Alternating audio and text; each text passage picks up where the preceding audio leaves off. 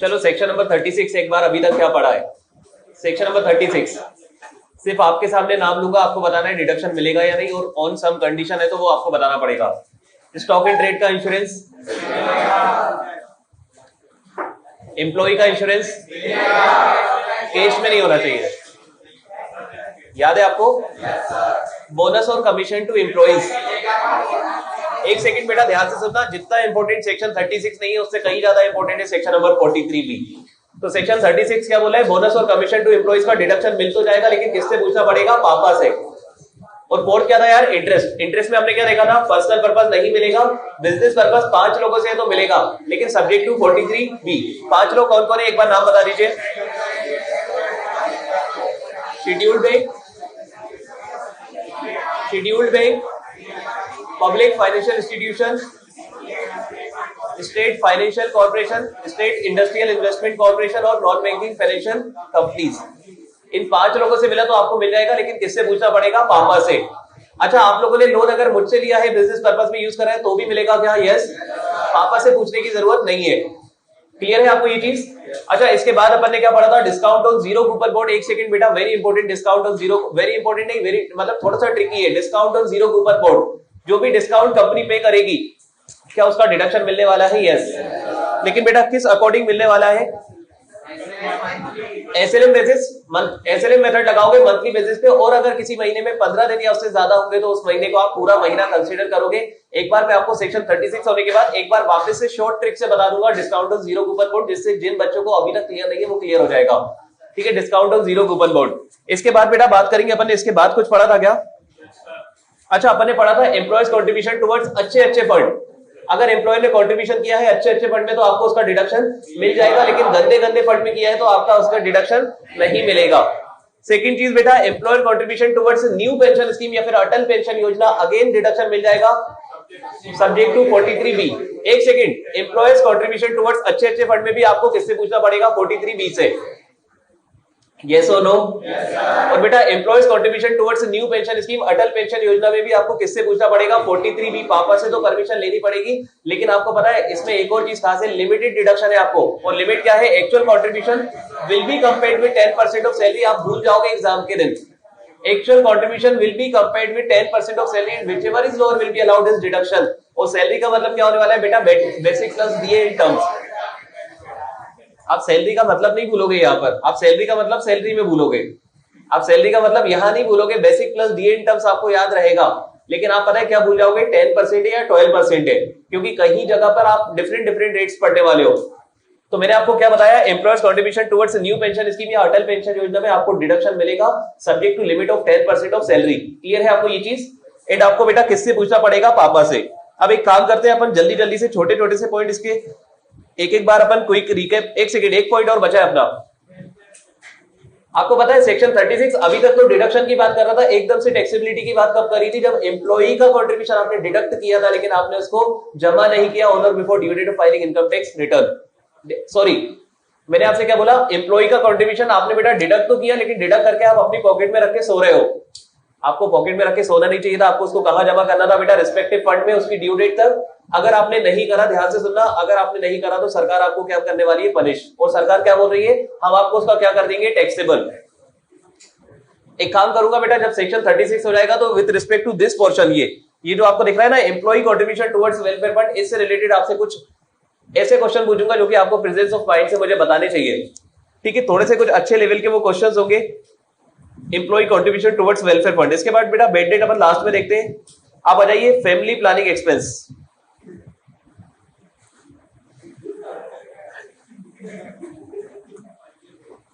Expenses on promotion of family planning of employees. बेटा हंसेगा नहीं कोई। Expenses on promotion of family planning बड़ा simple है, ध्यान से सुन लीजिए एक बात बेटा। ये जो फैमिली प्लानिंग है ना, अगर ये फैमिली प्लानिंग कंपनी करेगी ना, अगर फैमिली प्लानिंग कंपनी करेगी तो ही डिडक्शन मिलेगा। ध्यान से सुन लेवे, अगर फैमिली प्लानिंग कौन कर रहा है बेटा, कंपनी कर रही है, तो ही आपको क्या मिलने वाला है, डिडक्शन। अब बेटा आपको जो भी डाउट हो उससे मुझे कोई लेना देना नहीं है। मैं तो आपको क्लियर कट अपने शब्दों में बता रहा हूं। अरे यार सुनो तो यार एक मिनट, सुनो मेरी बात ध्यान से सुनो, सेक्शन 36 कंक्लूड करना है अपन को, बड़ा सिंपल है ये। Expenses on promotion of family planning.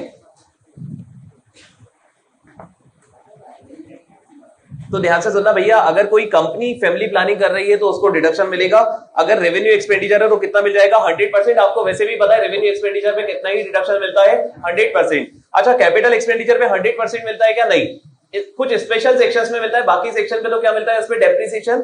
लेकिन देखिए यहां पर क्या बोला, कैपिटल एक्सपेंस पे आपको क्या मिलने वाला है? 5 इक्वल इंस्टॉलमेंट में डिडक्शन। मतलब 100% ही मिलेगा, कितना मिल जाएगा? 20%। और 20% भी क्या रहने वाला है? एसएलएम। अगेन बेटा 20% क्या रहने वाला है? एसएलएम। मैं आपको बताऊं, यहां पर कोई लॉ में एसएलएम वर्ड यूज थोड़ी किया है, वो तो आपको पता है ना, आपको और मुझे तो पता ही है। अगर हर साल चीज सेम रह रही है तो वो क्या ही है यार, स्ट्रेट लाइन मेथड। आप समझ रहे हैं ना मेरी बात? जैसे मान लीजिए बेटा आपने 10 लाख रुपए खर्च करे हैं कैपिटल एक्सपेंडिचर, 10 लाख रुपए पे आपको पहले साल डिडक्शन मिलेगा 2 लाख, अगले साल भी मिलेगा 2 लाख, और 5 साल तक कितना मिलेगा? 2-2 लाख रुपए करके। बेटा थोड़ी जरूरत तो है ना, प्रमोशन ऑफ फैमिली प्लानिंग की जरूरत तो है। और आप समझ रहे होंगे कंपनी कैसे फैमिली प्लानिंग करती होगी। तो बेटा कंपनी अपने, जैसे रिलायंस इंडस्ट्री है ना, सेमिनार ऑर्गेनाइज करवाएगी अपने एम्प्लॉइज के लिए, खर्चे होंगे उस पर, कुछ हो सकता है रेवेन्यू खर्चे हो, रेवेन्यू होंगे तो आप कितना डिडक्शन ले लोगे? 100%। और बेटा कैपिटल होंगे तो आप कितना डिडक्शन लेने वाले हो? 5 इक्वल इंस्टॉलमेंट में। सीधी सी बात है, बस इतनी सी बात है। फैमिली प्लानिंग का डिडक्शन सिर्फ कंपनी को मिलने वाला है और किसी भी एसएससी को नहीं मिलेगा। क्लियर है आपको ये चीज? अच्छा, इसके बाद बेटा एक चीज होती है सिक्योरिटीज ट्रांजैक्शन टैक्स, प्लीज समझ लीजिएगा क्योंकि सेक्शन 36 बस अब खत्म होने पे है, अपन इसको फिर कंक्लूड करेंगे। और बेड डेट वाला पॉइंट अपन को डिस्कस करना है जो कि अच्छा पॉइंट है। सिक्योरिटीज ट्रांजैक्शन टैक्स बच्चे प्लीज समझिएगा, क्योंकि मुझे पता है आपको ये सब चीजें नहीं पता है। सिक्योरिटीज ट्रांजैक्शन टैक्स आपको पता है क्या होता है? जब आप शेयर मार्केट में जाते हो, किस किस के शेयर मार्केट में अकाउंट है? डीमेट अकाउंट किस किस के? आप में से डीमेट अकाउंट है, ओके। बेटा जब आप शेयर मार्केट में जाके सिक्योरिटीज को खरीदते हो, बेचते हो, तो आपको एक टैक्स पे करना होता है जो आपको पता भी नहीं है कि आप पे करते हो, जिसका नाम है सिक्योरिटीज ट्रांजैक्शन टैक्स। सिक्योरिटीज में ट्रांजैक्शन कर रहे हो तो आपको एक टैक्स लगता है जिसका क्या नाम है बेटा? Securities transaction tax. आज के बाद हम इसको किस नाम से पुकारेंगे? एसटीटीटी। ध्यान से सुनना बच्चे, ये ना आपको आज के बाद इसको कभी भूलना नहीं है, क्योंकि ये आपकी लाइफ का पार्ट है। अभी आपको नहीं पता क्योंकि आप लोगों के अकाउंट वगैरह है नहीं, और जिनके अकाउंट है उन्होंने ध्यान नहीं दिया होगा कि जब वो खरीदते एक छोटा सा टैक्स लगता है, वही उसका नाम क्या है? Securities transaction tax. बेटा ध्यान से सुन ले एक बार अच्छे से। इसी तरीके से बेटा जब आप शेयर मार्केट में ट्रांजैक्शन करते हो तो एसटीटी लगता है। मैं आपको बता दूं, जब आप कमोडिटीज मार्केट में जाकर ट्रांजैक्शन करते हो तो लगता है कमोडिटीज ट्रांजैक्शन टैक्स। सेम है बेटा, जैसे शेयर मार्केट होता है वैसे ही कौन सा भी मार्केट होता है? कमोडिटीज का मार्केट। तो शेयर मार्केट में कौन सा लगता है? Securities transaction tax. Commodity market में कौन सा लगता है बेटा? Commodities transaction tax. अच्छा मुझे बताओ ना, डिवेंचर, डिवेंचर भी सिक्योरिटी है, इस पे भी कौन सा ही लगता होगा? Securities transaction tax. मतलब बार बार मैं आपके सामने वर्ड यूज कर रहा हूं शेयर्स, लेकिन आप शेयर से समझ जाना बेटा, कोई भी सिक्योरिटी है उस पे कौन सा टैक्स लगता है? Security transaction tax. और अगर कमोडिटी है तो कौन सा लगता है? Commodities transaction tax. इतनी बात क्लियर है क्या? ये टैक्स होते क्या है? अब बेटा ध्यान से सुन लीजिए एक चीज, very important, very very important मैं आपको बता रहा हूं। दो टॉपिक, कैपिटल गेन और पीजीबीपी। अगेन बेटा दोनों टॉपिक अपोजिट बात करते हैं, एसटीटी और सीटीटी से रिलेटेड। अब तो एसटीटी को देख के समझ लेते हैं सब चीज। पीजीबीपी बोलता है कि एसटीटी का डिडक्शन दे दूंगा। पीजीबीपी क्या बोलता है? अगर कोई कंपनी एसटीटी या कोई भी पर्सन सिक्योरिटीज ट्रांजैक्शन टैक्स पे कर रहा है तो मैं उसका डिडक्शन आपको दे दूंगा। ऐसा कौन बोला है? Section number 36। लेकिन बेटा एक और टॉपिक आपके पास आने वाला है, कैपिटल गेन। वो साफ साफ मना कर देता है कि मैं आपको सिक्योरिटीज ट्रांजैक्शन टैक्स का डिडक्शन नहीं दूंगा। आप समझिएगा मेरी बात को, दो टॉपिक में कायदे से यार या तो दोनों जगह मिलना चाहिए था या दोनों जगह नहीं मिलना चाहिए था, लेकिन यहाँ पर डिफरेंस ऑफ मतलब डिफरेंट ट्रीटमेंट है। और मैं आपको बता दूं दोनों टॉपिक अपने आप में बहुत लेवल वाले टॉपिक है, दोनों टॉपिक का अपने आप में बहुत वेटेज है, और आपको दोनों के पॉइंट ऑफ व्यू से चीज को याद रखना है। आज अपन कैपिटल गेन नहीं पढ़ रहे हैं, जब पढ़ोगे, जब तो आप पढ़ोगे ये चीज, लेकिन उस टाइम पढ़ने से पहले आप मुझे बता देना कि सर एसटीटी का डिडक्शन नहीं मिलेगा। इतने अच्छे से ये बात आपको याद होना चाहिए आज वाली। तो आपको क्या याद रखना है? देखिए मैंने लिखा भी हुआ है यहाँ पर नीचे, देखिए क्या लिखा है? खतरा। और खतरा सिर्फ इसलिए लिखा है क्योंकि दो हेड में डिफरेंट ट्रीटमेंट है। देखिए क्या लिखा है? एनालिसिस में लिखा है एसटीटी सीटीटी अगर पीजीबीपी में है तो इसका डिडक्शन आपको मिल जाएगा, लेकिन यही एसटीटी सीटीटी जब कहां पर होगा? कैपिटल गेन में, तो उसका आपको डिडक्शन नहीं मिलेगा। ठीक है, ये बात आपको क्लियर होना चाहिए, और ये बात आपको एट ऑल टाइम पता होना चाहिए, बिना पढ़े आपको ये बात पता होना चाहिए आज के बाद।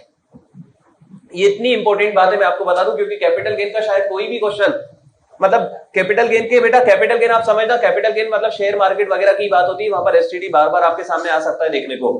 तो भैया कैपिटल गेन में उसका आपको डिडक्शन नहीं मिलेगा। इसके बाद बेटा एक है मार्क टू मार्केट लॉसेस।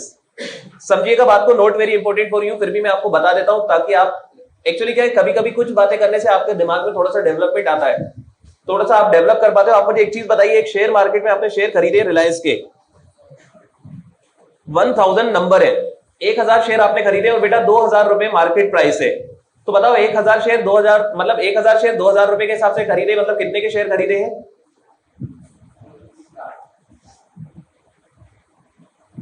आपने शेयर्स खरीदे बेटा 20 लाख।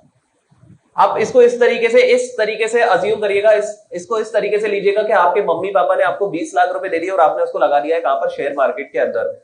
अब बेटा जैसे ही आपने शेयर मार्केट के अंदर पैसा लगाया, अगले ही दिन रिलायंस की शेयर की वैल्यू हो गई 1800। अरे बेटा वो किस्मत होती है और अपन तो है ही फिर। तो जैसे ही बेटा आपने पैसा लगाया 2000, अगले ही दिन शेयर की कीमत कितनी हो चुकी है? 1800। बेटा आपने 20 लाख लगाए थे लेकिन वो 20 लाख बचे हैं या कुछ कम हो गई है उनकी वैल्यू?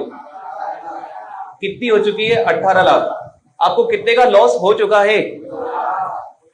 बेटा ध्यान से सुन लीजिए मेरी बात, ध्यान से सुन लीजिए मेरी बात, आपको कितने का लॉस हो चुका है? 2 लाख का हो चुका है क्या? बेटा आप गलत है, आपको लॉस हुआ थोड़ी है, लॉस दिख रहा है। लॉस तो जब होता है ना जब आप बेचो। अरे हो सकता है आप परसों बेचो और परसों शेयर की वैल्यू 2400 हो जाए, लॉस हुआ थोड़ी है बेटा, लॉस आपको दिख रहा है। आप समझिएगा मेरी बात को, this is not actual loss, ये तो एक बुक लॉस है जो आपको होता हुआ दिख रहा है। अरे आपको नींद नहीं आ रही है क्योंकि दिख रहा है आपको लॉस होता हुआ, लेकिन बेटा ये सही में तो अभी लॉस नहीं है। इस बात से एग्री करते हैं आप लोग? तो बेटा ध्यान से सुनना, यहां पर इस शेयर की वैल्यू 18 लाख हो गई, आपको कुछ करने की जरूरत है क्या? नहीं। अरे अभी थोड़ी लॉस हुआ है, जब लॉस होगा तो आप कर लोगे। लेकिन बेटा मान लीजिए 31 मार्च आ गई है, मान लीजिए बेटा 31 मार्च 2023 आ गई है। अब मुझे एक चीज बताओ, 31 मार्च 2023 को बेटा शेयर की वैल्यू और कम होकर 1400 हो चुकी है, मतलब 14 लाख हो चुकी है। अभी भी लॉस सही में हुआ है या अभी भी दिख ही रहा है लॉस? दिख ही रहा है। लेकिन सेक्शन 36 बात कर रहा है कि ये जो दिखता हुआ लॉस है ना 31 मार्च को, इसका क्या करा जाए? क्योंकि दिख तो रहा है ना यार, इसीलिए तो लिखा है बेटा मार्क टू मार्केट लॉस, मतलब जो आपको एक्सपेक्टेड लॉस है, लॉस हुआ नहीं है, एक्सपेक्टेड लॉस है, उसका क्या किया जाए? तो देखिए क्या लिखा है, आईसीडीएस। ध्यान से सुन लीजिएगा, आपके लिए रेलेवेंट नहीं है, सिर्फ आपको मैं समझाने के पॉइंट ऑफ व्यू से बता रहा था। ये आईसीडीएस पता है क्या होता है? जैसे आपने अकाउंट्स के अंदर सुने होंगे अकाउंटिंग स्टैंडर्ड, सुने क्या आपने? और बेटा आपने ऑडिट्स के अंदर सुने होंगे ऑडिटिंग स्टैंडर्ड्स या standard of auditing.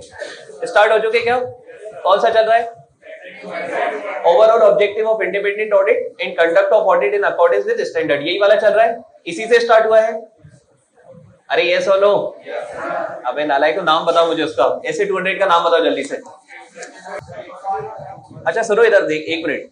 Accounting standard होते हैं अकाउंट्स में, ऑडिट के अंदर होते हैं स्टैंडर्ड्स ऑफ ऑडिटिंग। ऐसे बेटा इनकम टैक्स के अंदर भी इसके कुछ स्टैंडर्ड होते हैं जिनका नाम होता है ICDS, income computation disclosure standards. नहीं है आपके सिलेबस में, सीए फाइनल में है, मत लिखिए, इसलिए ये आपके लिए रेलेवेंट नहीं है। ठीक है, सीए फाइनल में आप पढ़ोगे इनकम कंप्यूटेशन डिस्क्लोजर स्टैंडर्ड, छोटे छोटे से 10 स्टैंडर्ड से, छोटे छोटे से। तो क्या लिखा है देखिए, लिखा है एक्सपेक्टेड लॉस के बारे में, अगर आईसीडीएस बोले कि उसका डिडक्शन मिल जाएगा तो ले लेना, अगर नहीं बोले तो नहीं मिलेगा। आप समझिए मेरी बात, एक्सपेक्टेड लॉस के बारे में खुल के बात नहीं बोली है। क्या बोला? अगर आईसीडीएस परमिट करेगा तो ले लेना, आईसीडीएस परमिट नहीं करेगा तो मत लेना। एक काम करता हूं, सेक्शन 36 में आज अपन ने क्या पढ़ा है नया? आज अपन ने पढ़ा है बेटा फैमिली प्लानिंग। एक बार बेटा सब लोग देख लीजिएगा ध्यान से, क्योंकि इसके बाद अपन को कुछ काम का पढ़ना है। सब लोग प्लीज फोकस करिए इधर। आज अपन ने सेक्शन 36 में क्या पढ़ा है? Expenses on promotion of family planning of employees. किसको डिडक्शन मिलेगा? सिर्फ कंपनी को। रेवेन्यू होगा तो 100% मिलेगा, कैपिटल एक्सपेंडिचर होगा तो 5 इक्वल इंस्टॉलमेंट में आपको क्या मिलेगा? डिडक्शन। अच्छा सेकंड आपने क्या पढ़ा? आपने पढ़ा एसटीटी और सीटीडी। एसटीटी और सीटीडी का डिडक्शन पीजीबीपी में तो मिलेगा, लेकिन कहां पर नहीं मिलेगा? Capital gain. ठीक है, एसटीटी और सीटीडी का डिडक्शन पीजीबीपी में मिल जाएगा, लेकिन कहां पर नहीं मिलेगा बच्चे? कैपिटल गेन के अंदर। क्लियर है आपको ये चीज? अच्छा लास्ट में आपने क्या पढ़ा? एक्सपेक्टेड लॉस या मार्क टू मार्केट लॉस। मैंने आपको समझाने की कोशिश भी करी कि वो क्या लॉस होता है। वो ऐसा लॉस है जो अभी हुआ नहीं है, आप एंटिसिपेट कर रहे हो कि ये लॉस मुझे हो सकता है, तो उस लॉस के बारे में क्या बोला? अगर income computation disclosure standard allow करेंगे तो ले लेना, नहीं करेंगे तो मत लेना। और अच्छी बात ये कि आईसीडीएस हमारे सिलेबस में नहीं है, तो हमसे ये पूछा ही नहीं जा सकता, इसकी कोई चांस ही नहीं है कि ये आपसे पूछा जा सकता हो। बस सेक्शन 36 में था तो मैंने आपको बता दिया। अब बेटा एक वेरी वेरी इंपॉर्टेंट चीज जो आपसे पक्के में पूछी जाने वाली है वो है बेड डेट्स। चलिए अब सब लोग फोकस करेंगे और बेड डेट को समझने के लिए थोड़ा सा आपको अपना लेवल इंक्रीज करना पड़ेगा फोकस का। सब लोग बेटा अच्छे से स्ट्रेट होकर बैठ जाए, अच्छे से बिल्कुल। आप मुझे बताइए बेड डेट की क्या एंट्री पास करते हो आप? पहली चीज तो मैं आपको बता दूं, उसका यहां कोई लेना देना नहीं है, लेकिन आपकी खुशी के लिए मैं लिख देता हूं bad debts account debit to, bad debt account debit to cash. बेटा बेड डेट को कौन है ये?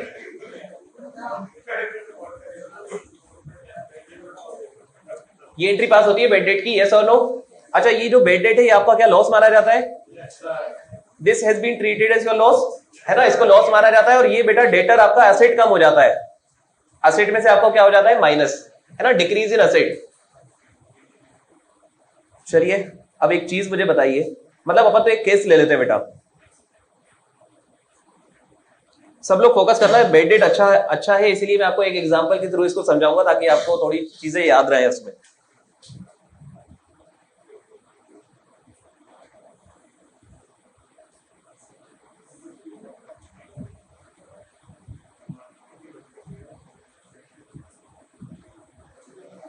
बेटा आप लोग मेरे स्टूडेंट हैं, मुझसे पढ़ रहे थे टैक्स, तो आप लोगों ने नहीं, मतलब अभी पढ़ नहीं रहे थे, ये पहले की बात है।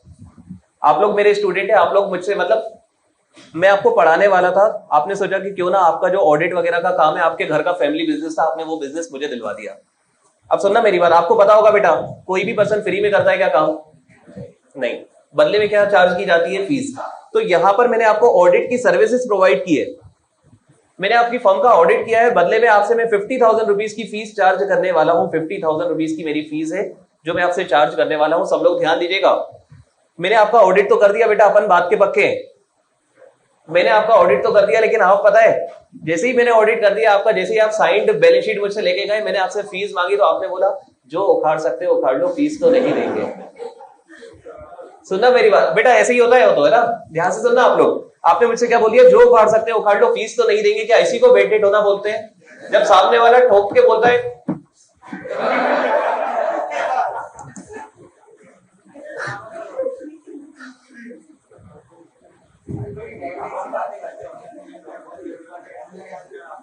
मतलब बेड डेट मतलब क्या यही होता है कि सामने वाले ने साफ मना कर दिया है कि हम पैसे नहीं देंगे, बस इसी को क्या बोलते हैं बच्चे? Bad debts.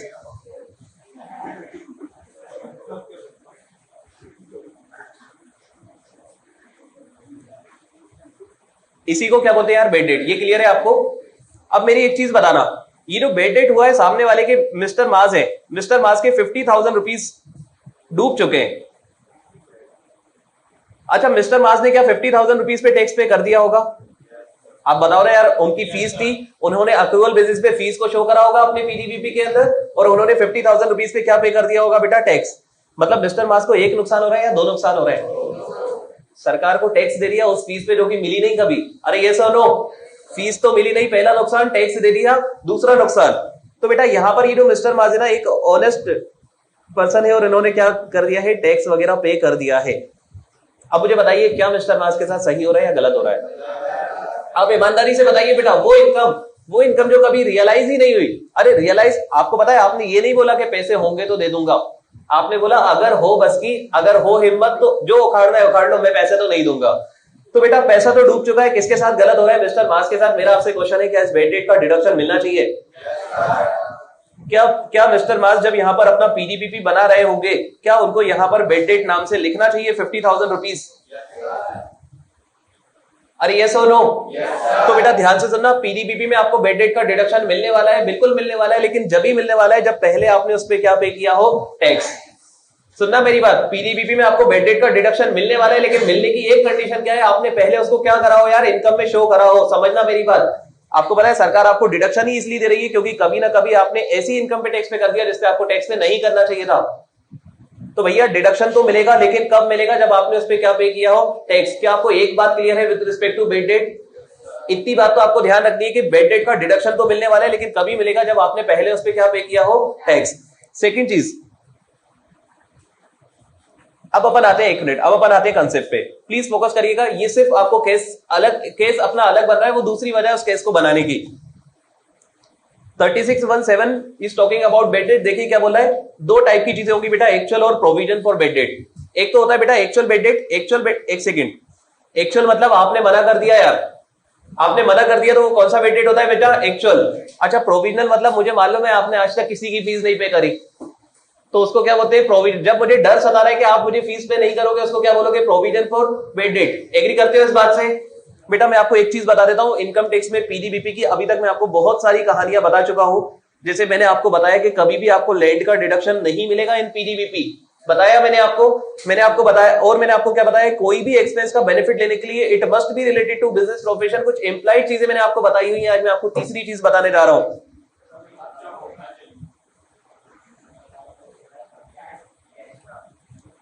अच्छा हाँ, एक कैश वाली चीज भी मैंने आपको बताई है कि कैश में इनकम टैक्स में कभी भी आप 10,000 से ज्यादा पेमेंट करने की गलती मत करना। तो कैश में कुछ लिमिट होती है और वो लिमिट 10,000 की होती है। एक तीसरी चीज मैंने आपको एक कॉमन चीज बताई हुई है।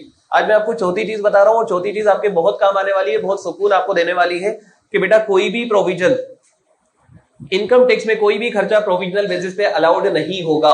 इनकम टैक्स में प्रोविजनल बेसिस पे कोई भी खर्चा अलाउड नहीं होगा। अगर खर्चा सही में होगा तो अलाउड होगा। कोई भी खर्चा सिर्फ एक्सपेक्टेड होने की वजह से या फिर डूबने की वजह से, आप समझिए ना, प्रोविजन मतलब क्या होता है? जिसकी चांसेस, जिसका अभी अपन कैलकुलेट नहीं कर सकते। आपने बेटा अभी एज 29 पढ़ा नहीं होगा तो आपको एग्जैक्टली पता नहीं होगा what is provision and what is liability. मतलब लाइबिलिटी और प्रोविजन में एग्जैक्टली डिफरेंस क्या होता है? पता है क्या आप लोगों को? क्या डिफरेंस होता है?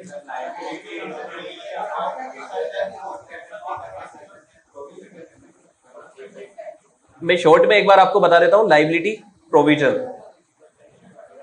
बेटा ये दोनों फ्यूचर में होते हैं। प्रोविजन भी फ्यूचर में होता है, लाइबिलिटी भी फ्यूचर में होती है। अगर आप अमाउंट कैलकुलेट कर पाते तो उसको अपन बोलते हैं liability. If we are unable to calculate amount तो हम उसको बोलते हैं प्रोविजन। सिर्फ इतना सा फर्क है, आप पढ़ोगे एस 29, आपको अभी लिखने की जरूरत नहीं है। आप पढ़ोगे एस 29 है ना, पढ़ोगे वहां पर बहुत अच्छे से जी। बेटा आपको ये लिखने की जरूरत नहीं है क्योंकि आप एस 29 इसीलिए पढ़ने वाले हो कि कब किसी को प्रोविजन बोलते हैं, कब किसी को लाइबिलिटी बोलते हैं। तो मैं तो आपको क्या बता रहा हूं बेटा, इनकम टैक्स के अंदर एक सच्चाई है कि इनकम टैक्स में कोई भी प्रोविजन कभी भी अलाउड ही नहीं होगा। बेटा कोई भी प्रोविजन किसी भी नाम से आ जाए, चाहे वो प्रोविजन फॉर XYZ लिखा हो, प्रोविजन फॉर ABC लिखा हो, कोई भी प्रोविजन हो, अगर वर्ड प्रोविजन यूज है तो आप उसको क्लियर कट वर्ड ऐसे डिसअलाउ करके आ जाना। समझ रहे हैं मेरी बात आप लोग? तो ध्यान से सुनिए। लेकिन इस चीज का एक एक्सेप्शन, इनकम टैक्स में कोई भी प्रोविजन अलाउ नहीं होगा, लेकिन इस चीज का एकमात्र एक्सेप्शन है, that is provision for bad dates. Income tax में कोई भी प्रोविजन अलाउ नहीं होगा, लेकिन इसका एकमात्र एक्सेप्शन, अभी मत लिखिएगा जल्दबाजी हो जाएगी। इनकम टैक्स में कोई भी प्रोविजन अलाउ नहीं होगा, लेकिन इसका एकमात्र एक्सेप्शन है, और वो क्या है? Provision for bad debts. और मैं आपको बता दूं, प्रोविजन फॉर बेड डेट्स हर किसी को अलाउ नहीं होगा। This will be allowed only to banks. मतलब सिर्फ उन लोगों को अलाउ होगा जिनका काम ही क्या था? लोन देना। प्रोविजन फॉर बेटा मैं आपको क्या बता रहा हूं, वापस से कंक्लूड करिए मेरे साथ, समझिए बात को। इनकम टैक्स में कोई भी प्रोविजन अलाउ नहीं होगा, सिर्फ एक प्रोविजन अलाउ हो सकता है, that is provision for bad debts. और प्रोविजन फॉर बेड डेट भी बेटा आपको और मुझे अलाउ नहीं होगा, सिर्फ किसको हो सकता है? बैंकिंग कंपनीज को। ध्यान से सुनिएगा। और सबसे अच्छी बात पता है क्या है? सबसे अच्छी बात है कि हमारे सिलेबस में ये सेक्शन ही नहीं है। This section is exclusively in CA final, तो हम इसको कवर यहां पर नहीं कर रहे हैं। ये एकमात्र सेक्शन है अभी तक जो अपन छोड़ रहे हैं पीजीबीपी के अंदर। तो प्रोविजन फॉर बेड डेट्स आपको, लेकिन फिर भी इतना तो ध्यान रखना है बेटा, आपको इतना तो ध्यान रखना है कि प्रोविजन, कोई भी प्रोविजन इनकम टैक्स में अलाउड नहीं होगा। सेकंड चीज, अलाउड नहीं होगा, एक अलाउड हो सकता है, और वो भी कहां पर? वो भी सिर्फ किसको होगा? बैंक्स वगैरह को। और बेटा क्या होने वाला है उसमें वो अपन नहीं पढ़ रहे हैं क्योंकि वो हमारे सिलेबस में नहीं है, थोड़ी सी टेक्निकल बात है। अच्छा इधर बात करेंगे एक्चुअल बेड डेट की। एक्चुअल बेड डेट तो आपको पता है बेटा, ये तो अलाउड होना चाहिए। तो देखिए एक्चुअल बेड डेट दो टाइप के हो सकते हैं आपके सामने, एक रिलेटेड टू सेल हो सकता है, दूसरा रिलेटेड टू लोन हो सकता है। आप मुझे बताओ, सेल वाले को टैक्स पे करा होगा या लोन वाले पे आपने टैक्स पे किया होगा? कौन से वाले पे टैक्स पे किया होगा? सेल्स। मैंने आपको क्या बताया था अभी एग्जांपल में, अगर आपने उसको पे कभी टैक्स पे किया है तो ही आपको उसका क्या मिलने वाला है? डिडक्शन। तो आप मुझे बताओ ना, टैक्स सेल पे करते हो या लोन पे करते हो? तो बेटा अगर वो रिलेटेड टू सेल्स है तो उसका क्या मिलने वाला है आपको? Deduction, that will be allowed. और बेटा अगर वो रिलेटेड टू लोन है तो देखिए बड़े बड़े शब्दों में क्या लिखा है आपके सामने? That will not be allowed. लेकिन उसका भी एक एक्सेप्शन लिखा है रेड कलर से, देखिए क्या लिखा है? Money lending business. अगर किसी का बिजनेस ही मनी लेंडिंग है, मतलब बेटा अगेन किसी बात हो रही है बैंक्स और फाइनेंशियल इंस्टीट्यूशन की, उनको provision for bad debt related to loan वाला भी क्या हो सकता है? अलाउड हो सकता है। एक्चुअली वो सेल नहीं हुई, लेकिन उस पर जो इंटरेस्ट है ना वो टैक्सेबल होती है, इसलिए उन्होंने उसको कंपनसेट किया हुआ है, एक्चुअली फायदा दिया हुआ है वहां पर। सब लोग ध्यान से सुन लीजिएगा बेटा, अभी इसमें बहुत कुछ है समझने को। अभी इसमें बहुत कुछ है समझने को, लेकिन एक सेकंड जी बोलिए। हाँ बेटा, मिस्टर मास तो सर्विस वाले ही थे। मतलब सीधी सी बात है बेटा, ये रिलेटेड टू सेल का मतलब है कभी ना कभी आपने पीजीबीपी बनाते टाइम यहां पर उसको लिया हो, सेक्शन नंबर 28 के अंदर। चलिए वापस से ध्यान से सुनिए, अच्छा टेक्निकल पॉइंट है, मैं आपको बता रहा हूं। ये टेक्निकल नहीं है, थोड़ा सा एनालिसिस वाला पॉइंट है, सिर्फ पेशेंस रखना। मैंने आपको क्या बताया बच्चे, सब लोग वापस से ध्यान से सुन लीजिए। मैंने आपको अभी तक बताया क्या बताया है, मैंने आपको बताया कि बेड डेट आपके दो टाइप के हो सकते हैं, एक एक्चुअल हो सकता है, दूसरा क्या हो सकता है, provision for bad debt. We are summarising things अभी तक जो अपन ने पढ़ी है। एक एक्चुअल होगा, दूसरा क्या होगा, प्रोविजन फॉर बेड डेट। अच्छा, प्रोविजन के बारे में एक चीज तो आपको ऑलरेडी पता है, कोई भी प्रोविजन इनकम टैक्स में अलाउड नहीं होता, सिर्फ एक ही प्रोविजन है जो अलाउड होता है, वो कौन सा है यार, प्रोविजन फॉर बेड डेट। और हमारी वो देखिए कि हम वही पढ़ रहे थे, प्रोविजन फॉर बेड डेट, ये सब लोग। लेकिन अच्छी बात ये कि प्रोविजन फॉर बेड डेट हमारे सिलेबस में नहीं है। क्लियर है आपको ये चीज? अच्छा, एक्चुअल बेड डेट की बात करेंगे तो बेटा एक्चुअल बेड डेट दो टाइप का होगा। First it will be related to sales, और एक किससे रिलेटेड होगा, लोन। आपने कौन से वाले पे टैक्स पे किया होगा, सेल्स वाले पे, तो सेल्स वाला बेड डेट भी आपको क्या हो जाएगा, अलाउड। अच्छा, कौन से वाले पे आपने टैक्स नहीं पे किया होगा, लोन वाले पे, तो that will not be allowed. लेकिन बेटा इसका भी एक एक्सेप्शन क्या है कि अगर आपका business he lending of money है, अगर आपका बिजनेस ही बेटा लोन देना है तो पैसा डूबता ही है, तो सरकार आपको बेनिफिट दे रही है एक्स्ट्रा, और वो क्या बोली है, बैंक वगैरह को हम बेड डेट अलाउ कर देंगे। कौन सा वाला, रिलेटेड टू लोन वाला। क्लियर है आपको इतनी बात? अभी एक काम करिए, आपके सामने कुछ पॉइंट्स लिखे हैं, एक बार इन पॉइंट को एक एक करके मेरे साथ जल्दी से देखेंगे। क्या लिखा है, देखिए नोट में क्या लिखा है, पहला note, bed date should be return of in the books of account of assessee in the previous year in which deduction is claimed. जिस साल बेटा आप डिडक्शन क्लेम करना चाहते हो ना, इस लाइन का मतलब है आपको एंट्री पास करना पड़ेगी, bad debt account debit to inter N23। आपको किससे पैसा लेना था, इंटर N23। इंटर N23 वाले पैसा खा गए तो एंट्री क्या पास होगी, bad debt account debit to inter N23। आपको क्लियर है मेरी बात? मतलब सीधी सी बात है बेटा, आप ऐसा नहीं कह सकते कि पार्टी से आप लेना भी दिखा रहे हो और आप सरकार से डिडक्शन भी क्लेम कर रहे हो। सरकार सीधी सीधी बात बोल रही है, अगर आपने बुक्स में पार्टी को राइट ऑफ कर दिया है तो ही हम आपको क्या देने वाले हैं, डिडक्शन। अच्छा, सेकंड चीज, सेकंड पॉइंट बेटा जो लिखा है वो आपको ऑलरेडी पढ़ा है। क्या लिखा है, debt should have been considered for computing income for previous year और अर्लियर प्रीवियस ईयर। मतलब पहले कभी ना कभी उस पर क्या लगा हो, टैक्स, पहले उस पर कभी ना कभी टैक्स लगा हो, तो ही आज उस पर क्या होने वाला है, डिडक्शन। सेकंड पॉइंट देख लीजिए अच्छे से बेटा, सब मैं आपको बता रहा हूं, दिक्कत हो जाएगी आपको अगर आप ध्यान नहीं देंगे इस पे। अब वो बात अलग है कि हम जो सब चीज पढ़ रहे हैं, जरूरी नहीं है कि सब चीज अपन को क्वेश्चन में देखने को मिले, लेकिन अगर देखने को मिल गई तो बेटा बेड डेट में आपको दिक्कत हो सकती है, तकलीफ हो सकती है, इसलिए ध्यान दीजिएगा। बेड डेट के लिए आपको एंट्री पास करनी पड़ेगी, पहली चीज तो। सेकंड चीज, बेड डेट का डिडक्शन जब ही मिलेगा जब पहले वो कभी क्या हुआ था, टैक्सेबल। अच्छा, सेकंड चीज मैं आपको बताऊं, तीसरी चीज, पहले पता है क्या होता था, डिपार्टमेंट बहुत आनाकानी करता था बेड डेट देने में। डिपार्टमेंट पता है आनाकानी करता था बेड डेट देने में, वो बोलता था कि हमें प्रूव करो कि पैसा मतलब डूब गया है, ऐसा डिपार्टमेंट बोलता था। तो मैं आपको बता दूं बेटा, आज की तारीख में एक क्लैरिफिकेशन आ चुका है, बहुत पहले ही आ चुका है। उस क्लैरिफिकेशन ने बोला है कि आपको प्रूव करने की जरूरत नहीं है कि बेड डेट हो चुका है, सिर्फ आपकी एंट्री पास कर देना। आप पता है क्या एंट्री पास करते हो बेड डेट के केस में, bad debt account debit to inter N23।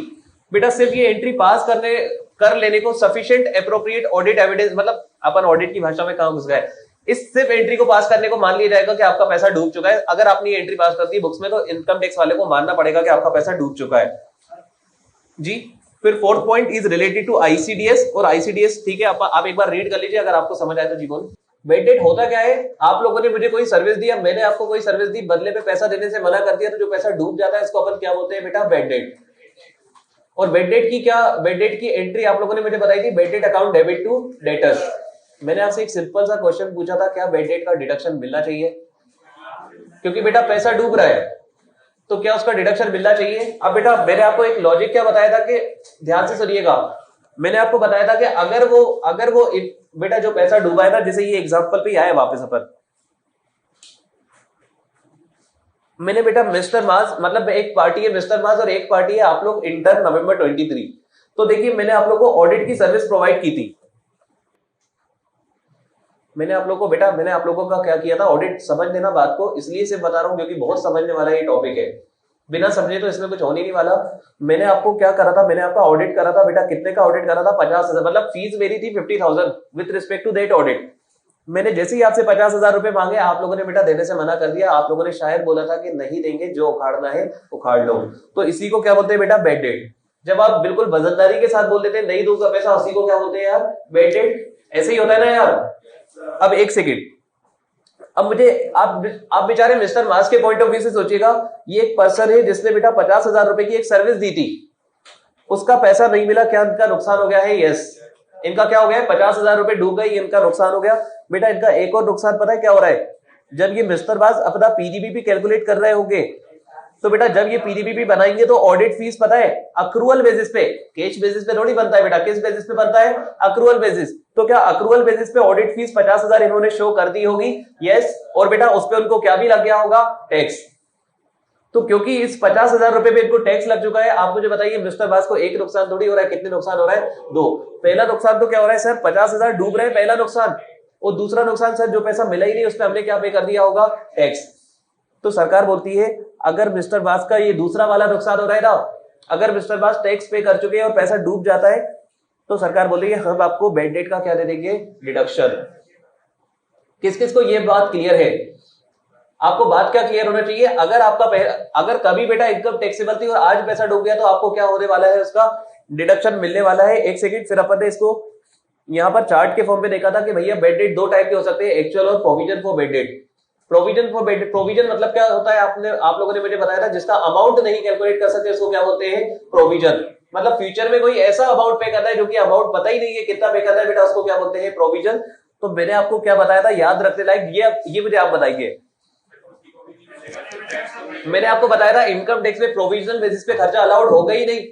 Income tax को एक्चुअल से मतलब है बेटा, इनकम टैक्स को प्रोविजन से मतलब ही नहीं है। इनकम टैक्स पता है सभी प्रोविजन को, चाहे बेटा वो provision for diminishing in value of asset हो, मैं तो बोला किसी भी नाम का प्रोविजन हो, इनकम टैक्स बोलता है मैं आपको डिडक्शन नहीं दूंगा, लेकिन एक प्रोविजन का डिडक्शन आपको मिल जाता है। वो कौन सा है? Provision for bad date. लेकिन बच्चे ध्यान रखने वाली बात यह कि प्रोविजन फॉर बैड डेट का डिडक्शन भी हर किसी को नहीं मिलेगा। सिर्फ किसको मिलेगा? Banking company. सिर्फ किसको मिलने वाला है यार? बैंकिंग कंपनीज को। क्लियर है आपको ये चीज? प्रोविजन फॉर बैड डेट का डिडक्शन सिर्फ किसको मिलेगा? Banking companies. अच्छा, यहां पर एक्चुअल बैड डेट भी दो टाइप के हो सकते हैं। कौन कौन से? एक हो जाएगा रिलेटेड टू सेल्स, दूसरा क्या हो जाएगा? Related to loan. आप मुझे बताओ कौन से वाले पे आपने टैक्स पे किया होगा? सेल्स वाले पे।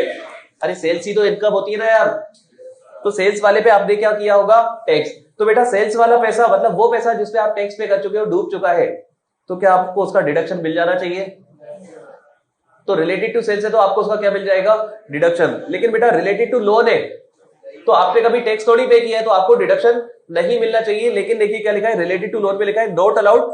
लेकिन एक और चीज देखिए क्या लिखा है? Exception money lending business. अगर आपका मनी लेंडिंग का बिजनेस है तो आपको इसका डिडक्शन मिल जाएगा। एक बार कंक्लूड करवाइए मेरे साथ जितना अभी तक अपन ने पढ़ा, जो याद रखने लायक है अपन का। बैड डेट दो टाइप का होगा, एक्चुअल और प्रोविजन। प्रोविजनल का तो कोई भी डिडक्शन मिलता ही नहीं है, लेकिन ये मिल जाता है। अच्छा, हमारे सिलेबस में नहीं है प्रोविजन फॉर बैड डेट, हमारे सिलेबस में नहीं है। सेकंड बेटा actual bad debt. Actual bad debt दो टाइप का होगा, related to sales, related to loan. Sir related to sales होगा तो इसका डिडक्शन मिल जाएगा, लेकिन रिलेटेड टू लोन का डिडक्शन हमें नहीं मिलेगा। किसको मिलेगा? Money lending business. Yes, clear है इतनी बात सबको?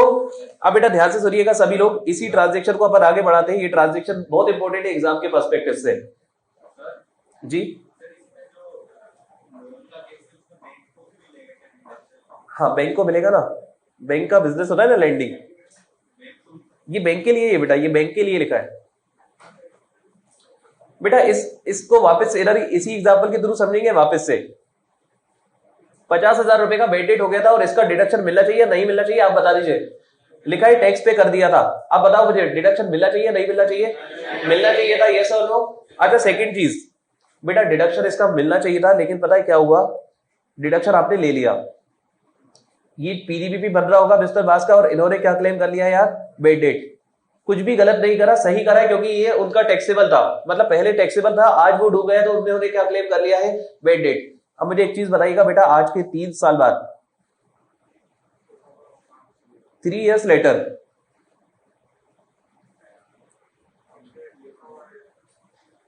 तीन साल बाद बेटा जब आप सीए फाइनल में टैक्स पढ़ने आए, नहीं मेरे पास नहीं आए, जहां भी गए, 3 साल बाद जब आप सीए फाइनल में टैक्स पढ़ने गए तो आपको समझ आया, आपको मेरी रेलेवेंस समझ आई। ध्यान से सुनिएगा मेरी बात। 3 साल बाद आपने टैक्स पढ़ा, जब आपने टैक्स पढ़ा तो आपको मेरी रेलेवेंस समझ आई कि नहीं, हमें मास्टर को फीस तो पे करनी चाहिए थी, और आपका बेटा मन पलट गया आपका, तो आपने 50,000 रुपीज मुझे फीस दे दी। इसको क्या बोलते हैं आप मुझे बताइए? Recovery of bed date. इसको क्या बोलते हैं? Recovery of bed date. पैसा डूबा था, पैसा डूबा था तो क्या सरकार ने आपको डिडक्शन दे दिया था? यस, अरे यस और नो? पैसा वापस आ गया है 3 साल बाद। अब मुझे बताइए, क्या ये पैसा मिस्टर बास के हाथ में टैक्सेबल होना चाहिए? लॉजिकली बात कर रहे हैं, we are talking about logics. पैसा डूबा था तो क्या मिला था? डिडक्शन। कल को अगर वो पैसा रिकवर हो जाए, रिकवरी ऑफ बेड डेट हो जाए, तो क्या वो अबाउट टैक्सेबल होना चाहिए? Yes sir. और मुझे बताओ, टैक्सेबल होने का मतलब क्या होता है? पीडीबीपी में किस वाले साइड आने वाला है? इधर आने वाला है क्या? रिकवरी नाम से, recovery of bed date. Yes और नो? तो बेटा ध्यान से सुनना, अगर रिकवरी ऑफ बेड डेट होगी तो कुछ अमाउंट क्या होने वाला है? टैक्सेबल। और अमाउंट के लिए वेरी वेरी इंपॉर्टेंट एक फॉर्मूला आपको याद रखना पड़ेगा। फॉर्मूला मैं आपको बता रहा हूं। फॉर्मूला होने वाला है बेटा रिकवरी का अमाउंट, मतलब जो पैसा आपका रिकवर हुआ है माइनस डिसअलाउड अर्लियर। इसको मैं आपको अभी एक एग्जांपल के थ्रू समझाऊंगा। अभी के लिए फॉर्मूला याद कर लीजिए, recovery minus disallowed earlier. Very very important formula, आपको पीडीबीपी में भी ये काम आने वाला है, और बेटा एक और जगह काम आएगा, इनकम फ्रॉम हाउस प्रॉपर्टी। अभी आपने पढ़ा नहीं है, जब आप पढ़ोगे वहां भी ये फॉर्मूला आपके काम आने वाला है। तो फॉर्मूला आपको याद रखना है, आज के बाद बार बार आपके सामने आएगा, रिकवरी माइनस डिसअलाउड अर्लियर। जब भी बेटा बेड डेट की रिकवरी होगी तो क्या किस अकॉर्डिंग टैक्सेबिलिटी आने वाली है? Recovery minus disallowed earlier. मैंने आपको कुछ नहीं बताया what is disallowed earlier etcetera etcetera. मैंने तो अभी सिर्फ आपको क्या बताया? फॉर्मूला। एक काम करते हैं, एक एग्जांपल है आपके सामने, एक एग्जांपल है आपके सामने, प्लीज ध्यान दीजिएगा बेटा। इसीलिए तो वही तो बता रहा आया हूं, यही तो बोल रहा हूं कि मैंने अभी कुछ नहीं बताया आपको। ये एग्जांपल पे आइए, एग्जांपल फोकस करना। अच्छा एग्जांपल है और काम का कंसेप्ट है आपके एग्जाम के पॉइंट ऑफ व्यू से। अच्छा देखिए क्या लिखा है, बेड डेट। बेटा किसी पार्टी का बेड डेट था 1 लाख रुपए और अलाउड बाय एओ है 60,000। ये अलाउड बाय एओ का मतलब पता है क्या है? ध्यान से सुन लो मेरी बात, सुन लो, समझ लो वापस से। आपका बेड डेट था 1 लाख रुपए। बेटा आप कह रहे हो कि मेरा 1 लाख रुपए का पैसा डूब रहा है, लेकिन आपका जो असेसिंग ऑफिसर है ना, इनकम टैक्स का ऑफिसर, वो बोल रहा है कि 1 लाख नहीं डूब रहा है, कितना डूब रहा है? 60,000। आप समझिए मेरी बात, मतलब आप बेड डेट कितना क्लेम करना चाहते थे? 1 लाख, लेकिन सामने वाला क्या कह रहा है? 1 लाख नहीं, मैं आपको कितना अलाउ करूंगा? 60,000। मतलब आप मुझे बताइए ना, 1 लाख में से 60,000 अलाउ किया है, व्हाट डज इट मीन? कितना डिसअलाउ किया है? Sir it means 40,000 has been disallowed. Yes और नो? तो बेटा अगर 1 लाख रुपए, ध्यान से सुना, ऐसा पहले होता था, आप क्लेम करते थे कि मेरा इतना बेड डेट है, वहां से इनकम टैक्स डिपार्टमेंट बोलता था नहीं इतना नहीं, आपका बेड डेट इतना है। तो बेटा आप मुझे बताइए, अगर आपको यहां पर फिगर दे दिया जाए कि टोटल बेड डेट इतना है और इसमें से इतना अलाउ हुआ है, तो क्या आप डिसअलाउड निकाल सकते हो? कितना डिसअलाउड हो जाएगा आपका? 40,000। अच्छा ये जो 40,000 आ जाएगा ना, लिखा है इसके बारे में, लिखा है रिकवरी ऑफ बेड डेट। अरे ये कौन सा बेड हो गया है? Recovery of bad debts during previous year 18-19। 62,000 रुपए का क्या हो गया है? बेड डेट की रिकवरी हो गई है प्रीवियस ईयर 18। बेटा ध्यान से सुन लो सब लोग, आपका आगे क्वेश्चन में लिखा है, आप तो मुझे लॉजिकली आंसर करना है यार चीजें, क्योंकि यहां पर लॉजिकली आपके बहुत काम किए। यहां पर ये आपका पीडीबीपी अकाउंट बन रहा है। सब लोग प्लीज फोकस कर लेना, मैं आपको बता रहा हूं बेटा, मजाक मस्ती नहीं चल रही है। ये कंसेप्ट आपके बहुत ज्यादा काम का है। ये आपका पीडीबीपी बन रहा है। आप मुझे बताइए, क्या इस पीडीबीपी के अंदर आपने बेड डेट क्लेम किया होगा अर्लियर ईयर में? यस। आपने क्लेम कितना किया होगा? 1 लाख, लेकिन उसने 1 लाख क्लेम दिया था या 60,000 ही दिया था? आपको कितने अमाउंट का बेनिफिट मिला था? 60,000। आपको पता है हो क्या रहा है? कुछ सालों बाद में रिकवरी हो रही है, और रिकवरी पता है कितने की हो रही है? 62,000। 62,000 रुपीज क्या हो रहे हैं आपके रिकवर। और मैंने आपको फॉर्मूला क्या बताया? Recovery minus disallowed earlier. एक काम करिए ना, आपका टोटल बेड डेट था कितना? सर टोटल बेड डेट था 1 लाख, जिसमें से 60,000 रुपए आपका क्या हो गया था? सही में अलाउ हुआ था, मतलब कितना डिसअलाउ हुआ था? 40,000। तो डिसअलाउड फिगर आपका कितना था? 40,000। तो बेटा रिकवरी माइनस डिसअलाउड, पहले अपन है ना एक काम करते हैं, पहले अपन कैलकुलेट कर लेते हैं कितना टैक्सेबल होगा, फिर अपन लॉजिक की बात करेंगे। रिकवरी माइनस डिसअलाउड, तो डिसअलाउड कितना हुआ था पहले? 40,000। मतलब करंट ईयर में कितना टैक्सेबल होने वाला है? 22,000। करंट ईयर में कितना टैक्सेबल होने वाला है यार? 22,000।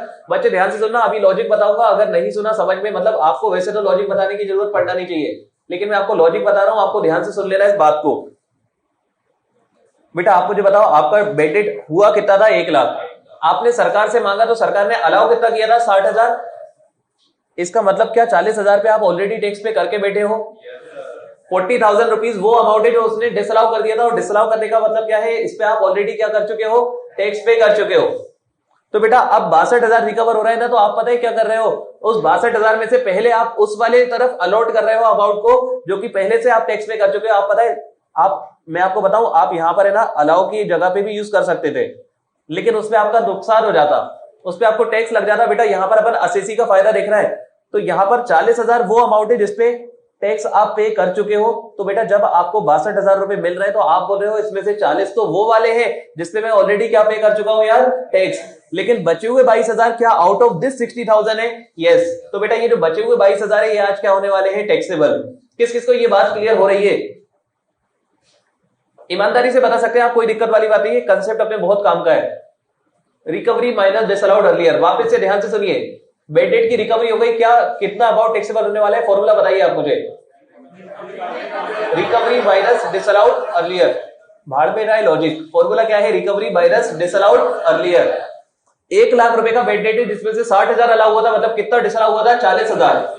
रिकवरी हुई है 62,000। तो क्या आप दिखा सकते हो कितना टैक्सेबल होने वाला है? सर 62,000 माइनस डिसअलाउड मतलब 40,000, कितना होने वाला है बच्चे? 22,000। किस किस को अब क्लियर है? बेटा आपको फॉर्मूले से क्लियर होना चाहिए, मैं तो आपको बता रहा हूं लॉजिक आपके यहाँ काम का भी नहीं है, आपके काम का पता है क्या है? सिर्फ formula, recovery minus disallowed earlier. एक और केस समझ ले स्पेशल, इसके बाद बेटा सेक्शन नंबर 36 अपना खत्म है। एक छोटा सा केस, एक पार्टनरशिप फर्म है एबीसी फर्म। बच्चे प्लीज फोकस करिएगा। एक पार्टनरशिप फर्म है जिसका नाम है एबीसी। इस पार्टनरशिप फर्म ने क्या क्लेम किया है? Bad debts. 50,000 रुपए का बेड डेट किसने क्लेम किया है? एबीसी फर्म ने। बेटा ये फर्म है ना, ये फर्म खत्म हो चुकी है, ये फर्म डिसॉल्व हो चुकी है, और ये जो बेड डेट की रिकवरी हो रही है ना, recovery has been done by partner A. तो मेरा आपसे क्वेश्चन है, लॉजिकली बताइए, पार्टनर ए ने 50,000 रुपए की, मान लीजिए पार्टनर ए ने बेटा 60,000 रुपीज की रिकवरी करी है, तो क्या अमाउंट टैक्सेबल होना चाहिए? मतलब मैं आपसे ये पूछ रहा हूं कि यहां पर एक पार्टनरशिप फर्म है जिसने बेड डेट क्लेम किया था, और बेटा फर्म खत्म हो चुकी है, आज उसका एक पार्टनर है ए जो कि अमाउंट रिकवर कर रहा है, तो क्या वो टैक्सेबल होना चाहिए? मतलब लॉजिकली तो होना चाहिए यार टैक्सेबल, यस और नो। ध्यान से सुन लीजिए, वापस से समझ लीजिए, मैं आपसे क्या बोल रहा हूं बेटा, एक पार्टनरशिप की फर्म है, मतलब पार्टनरशिप फर्म है जिसमें 3 पार्टनर थे, ए बी और सी। इस पार्टनरशिप फर्म ने बेड डेट क्लेम करा था 50,000। ये पार्टनरशिप खत्म हो चुकी है, 5 साल बाद की बात कर रहा है, और बेटा इसके जो पार्टनर है ना, पार्टनर ए ने ये वाला 50,000 जो डूबा था ना, वो रिकवर कर लिया है। तो आप मुझे बताओ क्या वो अमाउंट टैक्सेबल होना चाहिए? लॉजिकली होना चाहिए, लेकिन मैं आपको बता दूं यहां पर ये जो सेक्शन है 36 बोल रहा है जिसने बेड डेट क्लेम किया था वो, और जो रिकवर करेगा, अगर वो दोनों सेम पर्सन है तो ही वो टैक्सेबल होगा, वरना वो टैक्सेबल नहीं होगा। मतलब अब मुझे बताओ क्या वो टैक्सेबल होना चाहिए? नहीं, लॉजिकली होना चाहिए था, लेकिन सेक्शन नंबर 36 ने क्या बोला? बेटा जिसने बेड डेट क्लेम किया था वो और जो रिकवर कर रहा है, दोनों अगर सेम ही पर्सन है तो ही आपको क्या होने वाली है? टैक्सेबिलिटी, वरना आपको टैक्सेबिलिटी नहीं आएगी। फॉर एग्जांपल यहां पर बेटा एबीसी फर्म अगर डिसॉल्व नहीं हुई होती और एबीसी फर्म रिकवर करती, तो मैं आपको बता दूं एबीसी फर्म अगर रिकवर करती 50,000, तो इसको क्या होने वाला था? टैक्सेबल। लेकिन पार्टनर ए कर रहा है तो टैक्सेबल नहीं होगा, क्योंकि बेटा बेनिफिट लेने वाला कोई और था और रिकवरी किसी और को मिल रही है। आप समझ रहे हैं क्या मेरी बात? बेटा लॉजिकल पॉइंट नहीं है, लेकिन यार जो है तो है। देखिए क्या लिखा है, एक बार पढ़िए, इसको रीड करिए, इसके बाद अपन सेक्शन 36 को कंक्लूड करेंगे और बहुत अच्छे से सबको सब चीजें क्लियर हो जाएंगी। क्या लिखा है? Firm claims bed date, firm dissolve, partner recover bed date, क्या अमाउंट टैक्सेबल होना चाहिए? नहीं होना चाहिए। बेटा मैंने आपको क्या बताया, अगर जिसने क्लेम किया था वो और जो रिकवर कर रहा है, दोनों अगर सेम पर्सन होंगे तो ही क्या होने वाली है? टैक्सेबिलिटी। क्लेम करने वाला भी सेम होना चाहिए और रिकवर करने वाला भी सेम होना चाहिए, तो ही आपको क्या होने वाली है? टैक्सेबिलिटी। एक एग्जांपल दूं क्या मैं आपको रिकवरी ऑफ बेड डेट से रिलेटेड? लो एक एग्जांपल दे रहा हूं आपके सामने। आपका बेड डेट था 5 लाख, और बेटा आपका डिसलाव हो गया था 3 लाख, आज रिकवरी हो गई है, और रिकवरी हो गई है बेटा 2.5 लाख रुपए की। निकाल के बताओ कितना अमाउंट टैक्सेबल होगा, कितना अमाउंट टैक्सेबल होगा, सोच लो, समझ लो। सर बेड डेट 5 लाख था, मतलब हमने क्लेम 5 लाख करा होगा, लेकिन अलाउ कितना किया है 2 लाख, कितना डिसलाउ कर दिया गया था 3 लाख। अब बेटा इस 3 लाख में से 2.5 लाख की रिकवरी हुई है, फॉर्मूला याद रखना, फॉर्मूला क्या बोलता है आपसे, रिकवरी माइनस डिसअलाउड, मतलब 2.5 लाख माइनस 3 लाख, और 2.5 लाख माइनस 3 लाख करोगे तो कितना आ जाएगा, -50,000। -50,000 का मतलब है इस बार आप सरकार से टैक्स लेने जाओगे, तो क्या सरकार टैक्स पे करेगी, नहीं। आप समझ रहे हो मेरी बात, आपको फॉर्मूला ध्यान रखना है बेटा, आपके एग्जाम पॉइंट ऑफ व्यू से फॉर्मूला बहुत बहुत काम का है, आपके रिकवरी माइनस डिसअलाउड अर्लियर। और एक चीज और बता दीजिए सब लोग, ये आपका पीडीबीपी चल रहा है,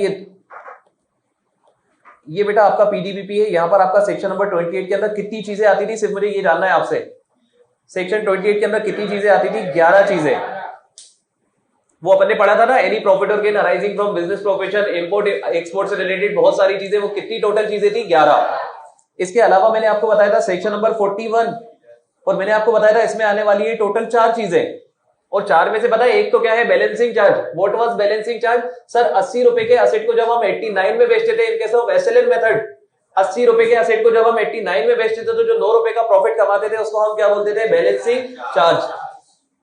तो बेटा इन 4 में से एक चीज तो क्या थी यार, बैलेंसिंग चार्ज। मतलब कितनी चीजें आपको और पढ़ना बाकी थी, 3। बेटा इन 4 में से दूसरी चीज पता है क्या है, रिकवरी ऑफ बेड डेट, जो आप आज पढ़ चुके हो। इन 4 में से दूसरी चीज क्या है, रिकवरी ऑफ बेड डेट। मतलब सेक्शन नंबर 41 भी अपना आधा तो हो चुका है, 4 में से 2 चीजें तो अपन को पता ही है बेटा, क्या क्या टैक्सेबल होने वाला है, एक तो बैलेंसिंग चार्ज होने वाला है, और क्या होने वाला है, रिकवरी ऑफ बेड डेट। लेकिन recovery of bed date taxable करने के लिए आपको फॉर्मूला ध्यान रखना पड़ेगा, जो कि बहुत काम का है आपके। फॉर्मूला क्या है, रिकवरी माइनस डिसअलाउड अर्लियर। और ये फॉर्मूला जब इनकम फ्रॉम हाउस प्रॉपर्टी आपका होगा ना, मैं आपसे पूछूंगा और आप भूल चुके होंगे, और मैं आपको बता रहा हूं ये फॉर्मूला बहुत काम का है आपके, रिकवरी माइनस डिसअलाउड अर्लियर आपके बहुत काम का है। एक काम करते हैं, सेक्शन नंबर 36, ये अपना 30, अपन ने कौन डिडक्शन के कौन कौन से सेक्शन पढ़े, एक बार बस लिखवा दीजिए मुझे, नाम बताइए। सेक्शन नंबर 30 क्या नाम है इसका, rent, rental taxes, repair and insurance of building. 31 repair and insurance of plant and machinery and furniture. 32 depreciation. 35 scientific research. 35 D preliminary expense. 35 D D A voluntary retirement scheme. 35 AD specified business. 35 AD क्या है, specified business. यही पढ़े थे अपन ने। अच्छा इसके बाद अपन ने एक और सेक्शन पढ़ लिया है 36।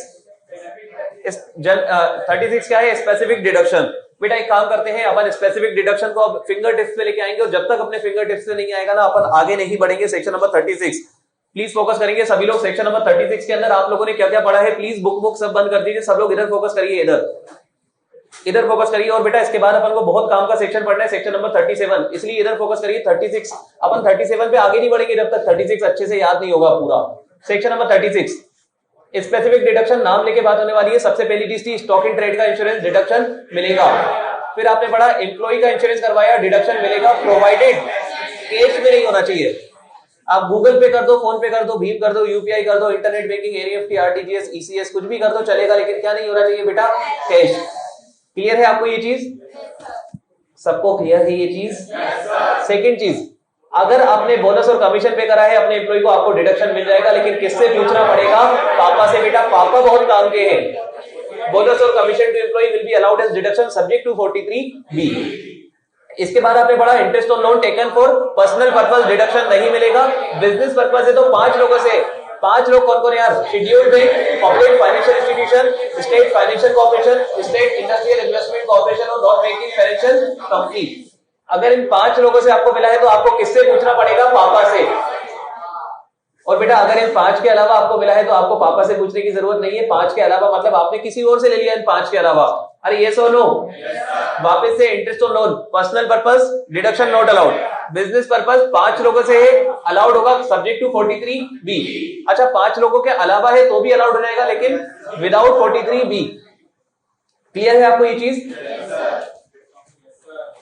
अच्छा एक और चीज, इसके बाद आपने पढ़ा डिस्काउंट और जीरो कूपन बोर्ड। जो भी डिस्काउंट आप पे कर रहे हैं उसका आपको क्या मिलना चाहिए, डिडक्शन। लेकिन बच्चे डिस्काउंट और जीरो कूपन बोर्ड के बारे में सुन लीजिएगा, समझ लीजिएगा। डिस्काउंट और जीरो कूपन बोर्ड का आपको डिडक्शन मिलने वाला है डिस्काउंट का, लेकिन आपको पता है किस बेसिस के अकॉर्डिंग मिलने वाला है, SLM basis. That too will be applied on monthly. Logic मैंने आपको बताया था बेटा, उसकी लाइफ ही इतनी नहीं होती कि आप ईयरली एसएलएम उस पर अप्लाई कर पाओ। आप समझ रहे हो मेरी बात? आप एसएलएम मेथड कैसे अप्लाई करोगे यार, मंथली बेसिस। और मैं आपको एक बार एक चीज बता दूं, इसमें आपने एक बारीक कंसेप्ट पता है क्या पढ़ा था, अगर किसी महीने में 15 दिन, अगर किसी महीने में 15 डेज और मोर है तो आप उसको इंटायर 1 मंथ क्या करोगे, कंसीडर। एक एग्जांपल, एक लास्ट एग्जांपल आपको दे रहा हूं मैं डिस्काउंट और जीरो कूपन बोर्ड से रिलेटेड, प्लीज ध्यान दीजिएगा प्लीज। मुझे क्लास में हर बच्चे का फोकस चाहिए, जिसको समझ आ गया उसका भी और जिसको नहीं आया उसका भी। तो बेटा ये डिस्काउंट और जीरो कूपन बोर्ड, इधर ये मैंने आपके सामने एक टाइमलाइन बना दी है। जब भी आपके सामने क्वेश्चन अगर आ जाए तो आपको भी क्या बनानी है, टाइमलाइन। जो मैं कर रहा हूं बस आपको ऐसे सोल्व करना है। बस आप सबसे पहले क्या बना दोगे, टाइमलाइन। बेटा इस टाइमलाइन में लिखा होगा आपने डिस्काउंट और जीरो कूपन बोर्ड इश्यू कब किए हैं। फॉर एग्जाम्पल आपने जीरो कूपन बोर्ड इश्यू करे हैं 14 जनवरी 2023। आपने कब इश्यू करे यार, 14 जनवरी 2023। अच्छा मुझे बताइए, इसकी लाइफ है मान लीजिए 10 महीने, तो ये कब कंप्लीट होंगे, कब ये रिडीम होंगे, +10 कर दीजिए यार, 13/11/2023। बेटा सब लोग ध्यान से सुन ले, मैं आपको एक एक चीज बता रहा हूं पूरी बारीकी के साथ कि आपको कैसे सोल्व करना है इसको, क्योंकि इसमें आपकी गलती हो जाएगी। डिस्काउंट और जीरो कूपन बोर्ड, यहां पर बेटा ये 14 जनवरी में आप 10 महीने ऐड करोगे तो पता है कितना हो जाएगा, नवंबर। जनवरी में 10 महीने ऐड करोगे तो हो जाएगा नवंबर। अच्छा ईयर तो सेम ही है, लेकिन बेटा कोई चीज 14 से स्टार्ट हुई है तो पता है कंप्लीट कब हो जाएगी, एक दिन पहले। हमेशा ऐसा होगा, हर जगह ऐसा होगा बेटा। अगर यहाँ 14 से स्टार्ट हुआ तो यहाँ कब कंप्लीट हो जाएगा, 13 को। तो आप सबसे पहले क्या करोगे, एक टाइमलाइन बनाओगे और टाइमलाइन में आपको डेट कोड करोगे, स्टार्टिंग वाली डेट और कौन सी वाली डेट, रिडम्पशन वाली। इतना करने के बाद आपको क्या करना है, इतना करने के बाद बेटा आपको फिर क्या करना है, आपको यहां पर लिखना है कितने महीने हैं। तो एक तो हो जाएगा जनवरी, फिर हो जाएगा फेब, मार्च, और क्या हो जाएगा अप्रैल, फिर मई। इसी अप्रोच के साथ सोल्व करेंगे जून, जुलाई, अगस्त, सितंबर, अक्टूबर और ये नवंबर। ये हो जाएगा आपके सामने महीने। नहीं आप लोग हंसी मजाक में ले लीजिए उसको, लेकिन मैं आपको सीरियसली बता रहा हूं, और मैं सीरियस मतलब मैं सीरियस नोट पे बोल रहा हूं कि यहाँ पर आप गलती करने वाले हो, इसीलिए मैं आपको बता रहा हूं। आपको इतनी सारी चीजें मतलब इतनी सारी चीजें पढ़ के जानी है ना, कोई सब कुछ थोड़ी याद रह जाएगा, और बारीकी में ही तो गलती करोगे आप। आपको जब आप पूरा इनकम टैक्स पढ़ोगे ना तो आपको पता चलेगा कितनी बारीकी है। आपको याद थोड़ी रहेंगी चीजें इतनी आसानी से। आप कर लीजिए अभी मस्ती मजाक, वो सब आपको पता चल जाएगा।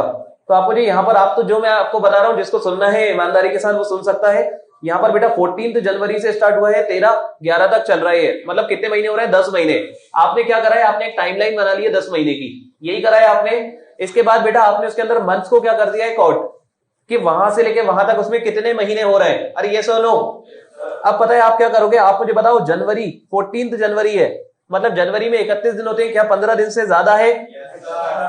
तो इसको लगा दो टिक। अच्छा फरवरी, मार्च, अप्रैल, मई, जून, जुलाई, अगस्त, सितंबर, अक्टूबर, बेटा ये तो कंप्लीट मंथ है, तो ये तो पूरे टिक होने ही वाले यार। आपको पता है सिर्फ पहले महीने और आखिरी महीने को देखना है अच्छे से। पहले महीने में जनवरी आप कंसीडर कर रहे हो, नवंबर करोगे या नहीं करोगे? सर नवंबर नहीं करेंगे क्योंकि नवंबर में 15 दिन से कम है, नवंबर में 13 ही दिन है। अब बेटा अगर किसी में इतना नालायकपन हो कि सर यहां पर 14 जनवरी से कैसे 15 से ज्यादा हो गए और यहां क्यों नहीं हुए, तो बेटा यहां पर आप 14 जनवरी से 31 जनवरी तक काउंट करोगे, और यहां पर आप 1 नवंबर से 13 नवंबर तक काउंट करोगे। सुन लीजिए, आपको ऐसा ही करना है। आप क्या करोगे बेटा, एक टाइमलाइन बनाओगे, फिर फर्स्ट स्टेप में आप टाइमलाइन बनाओगे, सेकंड स्टेप में आप मंथ्स को कोट कर दोगे, और बेटा आप बीच के महीनों में तो टिक वैसे ही लगा देना। आप तो सिर्फ पता है कौन से वाले महीने को देखना, पहले वाले महीने को और आखिरी वाले महीने को, और देख लेना अगर उस महीने में 15 दिन या उससे ज्यादा है तो कंसीडर कर लेना, वरना उसको कंसीडर मत करना। आप मुझे बताओ ना, नवंबर को कंसीडर नहीं कर रहे, मतलब कितने मंथ हो रहे हैं, 1 2 3 1 2 3 4 5 6 7 8 9 10। किससे डिवाइड करोगे बेटा? डिस्काउंट को एसएलएम मेथड जब लगाओगे तो डिवाइड किससे करोगे? 10। अगर नवंबर भी कंसिडर करना पड़ता तो किससे करना पड़ता? 11। क्लियर है आपको ये बात? चलिए ये था अपना discount on zero coupon bond. इसके बाद मैंने आपको बताया, क्या बताया था? इसके बाद मैंने आपको बताया था, बेटा ध्यान से सुनिएगा सभी लोग, इसके बाद मैंने आपको बताया था अच्छे अच्छे फंड में अगर आपने कंट्रीब्यूट करा है एम्प्लॉयर ने तो आपको क्या मिलने वाला है? डिडक्शन। लेकिन सब्जेक्ट टू 43B, अगर एम्प्लॉयर कंट्रीब्यूशन होता है recognised provident fund, statutory provident fund, public provident fund, superannuation fund, approved fund, आप समझ रहे हैं मेरी बात? यस और नो? तो आपको क्या मिलने वाला है बेटा? डिडक्शन मिलने वाला है विदाउट एनी लिमिट, लेकिन सब्जेक्ट टू 43B। अच्छा बेटा, अगर एम्प्लॉयर ने कंट्रीब्यूशन किया है गंदे गंदे फंड में, अनअप्रूव्ड फंड, अनरिकॉग्नाइज्ड फंड, आपको डिडक्शन उसका नहीं मिलेगा। सेकंड चीज बेटा, अगर आपके एम्प्लॉयर ने कंट्रीब्यूट करा है न्यू पेंशन स्कीम में या फिर अटल पेंशन योजना, आपको पता है आपको डिडक्शन मिल जाएगा, लेकिन आपको किससे पूछना पड़ेगा? 43B। एक चीज तो आपको याद रखना चाहिए कि आपको किससे पूछना पड़ेगा यार 43B में। बेटा एक और चीज आपको याद रखना चाहिए, यहां पर एक लिमिट थी, limit is actual will be compared with 10% of salary, और सैलरी का मतलब शायद था basic plus DA in terms.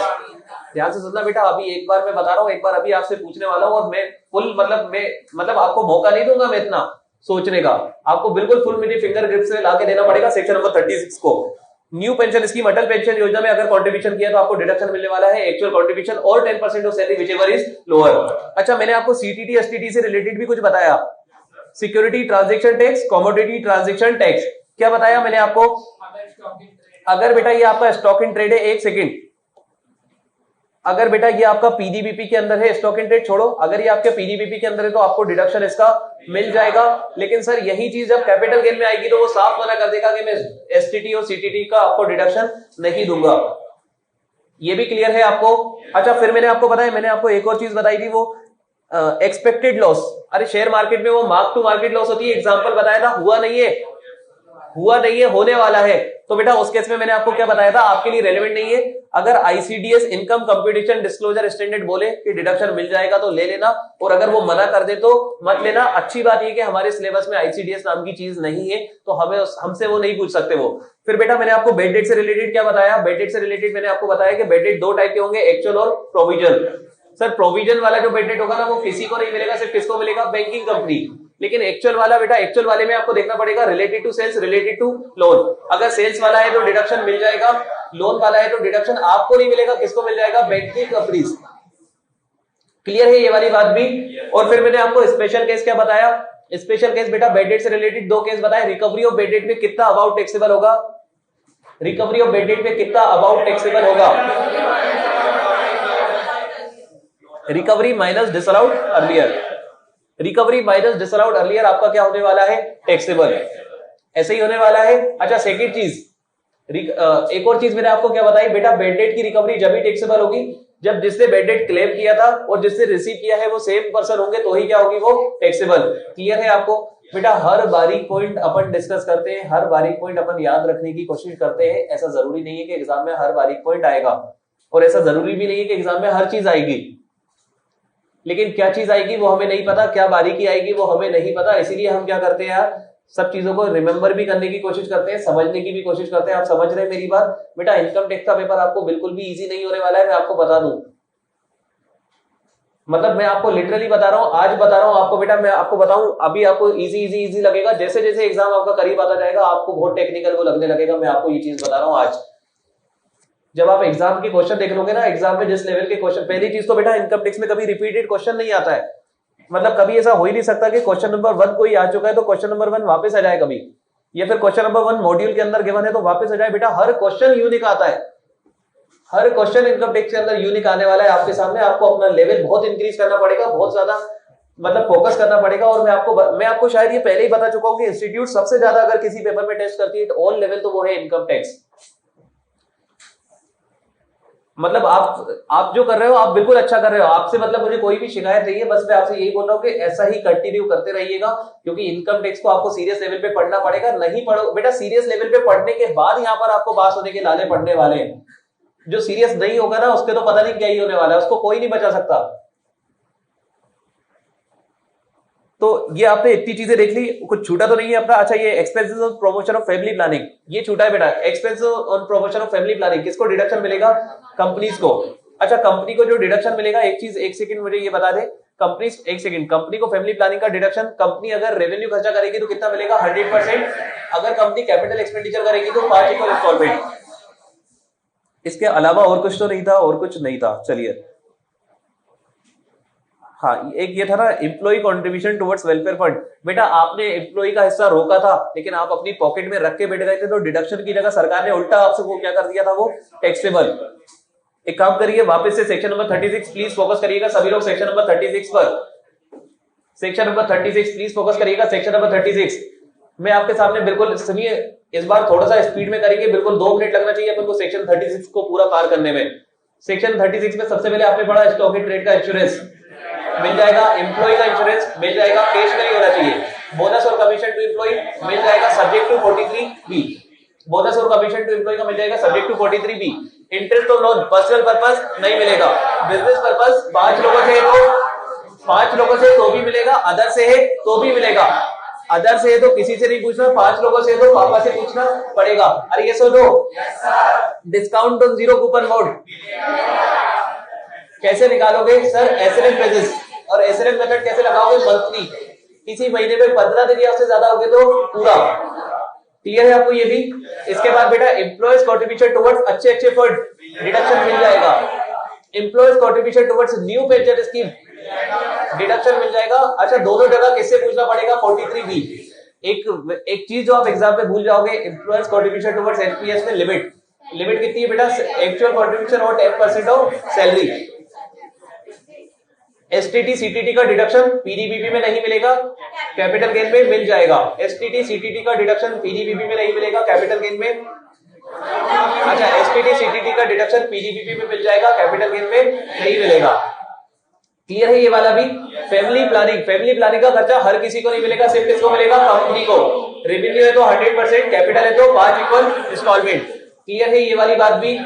Wait date का डिडक्शन मिल जाएगा अगर वो टैक्सेबल हुआ था तो, वेट डेट का डिडक्शन मिल जाएगा अगर वो टैक्सेबल हुआ था तो। अच्छा, रिकवरी क्या टैक्सेबल होने वाली है? यस। कैसे टैक्सेबल होने वाली है? Recovery minus disallowed earlier, recovery minus disallowed clear करके वो क्या होने वाली है? टैक्सेबल। अच्छा, जिसने वेट डेट क्लेम किया था और जिसने वेट डेट रिकवर किया है, क्या वो सेम पर्सन होना चाहिए? यस। अब एक काम करिए, इसके बाद बेटा सेक्शन नंबर 37, मुझे सिर्फ 5 मिनट का डिस्कशन अभी करना है सेक्शन नंबर 37 के अंदर, प्लीज फोकस करिएगा, बहुत शानदार आपका सेक्शन है। एक सेकंड, ये आप तो सिर्फ मुझे जो आपने अभी तक पढ़ा है ना उसके अकॉर्डिंग बस चीजें आंसर कर दीजिएगा जल्दी से प्लीज। आप मुझे बताइए सेक्शन नंबर 30 क्या सेक्शन का नाम था? Rent, rate, taxes, repair and insurance of building. मतलब अगर मैं आपसे बोलूं कितने खर्चे थे बेटा, जितने खर्चे थे मैं उनको लिख रहा हूं बस 4। अरे सेक्शन नंबर 30 के अंदर कितने खर्चों की बात हो रही थी यार? 4, rent, rate and taxes, repair and insurance. Agree करते हो इस बात से? अच्छा, सेक्शन नंबर 31 के अंदर कितने खर्चों की बात हो रही थी? 2, repair and insurance of plant machinery and furniture. Section 32 एक ही खर्चा है, डेप्रिसिएशन।